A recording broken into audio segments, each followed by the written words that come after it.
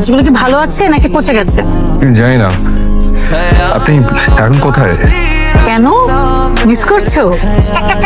জানো আজকে না আমার মনটা অনেক ভালো। জিজ্ঞেস করো কেন? কেন? কারণ আজ আমার জন্মদিন। বাবা মা মারা যাওয়ার পর গত 10 বছর আমি আমার জন্মদিন পালন করি। সারাদিন রুমে বসে থাকতাম আর কাঁদতাম।